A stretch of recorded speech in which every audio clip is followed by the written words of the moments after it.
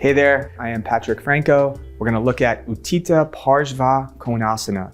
Utthita Parsvakonasana is translated as extended side angle pose. And just as the name suggests, it's an extension of the side of your body, from your heel, through your back leg, the side of your trunk, all the way through that top arm.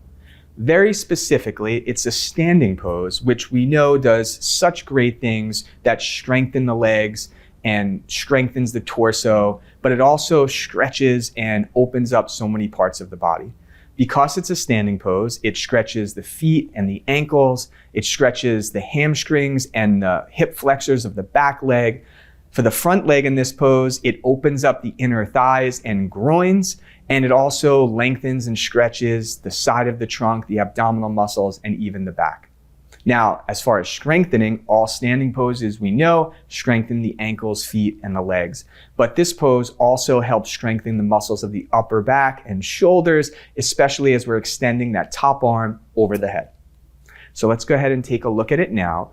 And just like the other poses within this category, Warrior 2, Triangle Pose, Peaceful Warrior, extended side angle starts with the same stance. The feet 3.5 to 4.5 feet wide.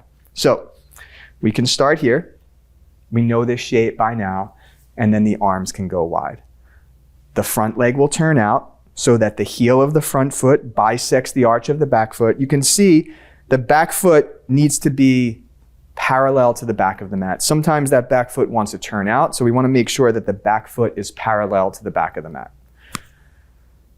From here, you're pretty much going to enter extended side angle from Warrior 2. The only difference is instead of keeping the torso upright, the torso goes to the side. So it is an extension or a lateral pose of the side of your trunk. So Warrior 2, we know, knee over heel, front thigh parallel to the floor, arms extended. Extended side angle takes this shape and just tilts it to the side. So the hand classically goes outside the foot, outside the ankle. The other hand, we can start by bringing it to the hip.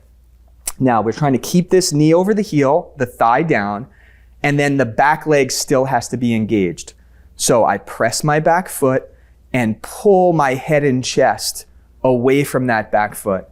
So I have the length again. Once I have that, I can take my left hand, my top arm, and extend it over my head right by my left ear. And here's the extended side angle from the heel to the hip to the armpit to the fingertips. Once you get all that extension in the side of your trunk, well, then you might turn your gaze up towards the ceiling. To come up, press your heels and stand up. So this is a pretty big opening of the inner thighs and groins of that front bent leg. And some students might have a difficult time putting their hand on the floor outside their ankle. And which is why we often use a prop for the hand. We lift the floor to the hand, and that prop is typically a yoga block. But let me just show you what might show up if a student is not really allowing their inner thigh to open. What happens is the front knee, the bent knee, moves towards the big toe, and then the buttocks moves out towards the space behind us, all right? So, Warrior 2, and this could show up in Warrior 2 as well, where this front inner thigh doesn't really want to work because it's tight, and so it wants to help you out. And so when you bring your hand outside your foot, there's a collapsing of this inner knee. And we really need to avoid this because this is not a great position for this knee joint, and it's compromising the muscles and the tendons of that inner knee. So this knee needs to stay over the heel as much as possible.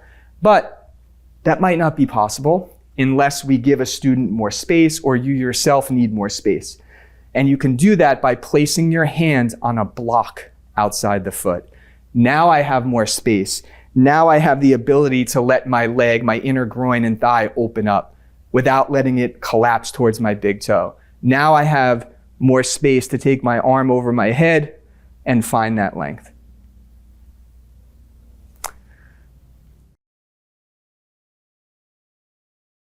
So, extended side angle, foundational standing pose, opens and lengthens the legs, the ankles, the feet, the thighs, also strengthens the ankles, feet, legs, outer hips, etc., etc. The one thing we need to keep an eye out for is that inner knee of the front bent leg pitching forward. And usually it's because your thigh is just tight, so we can use a block to mitigate that. If you're practicing extended side angle with the hand inside the foot, just take a quick look.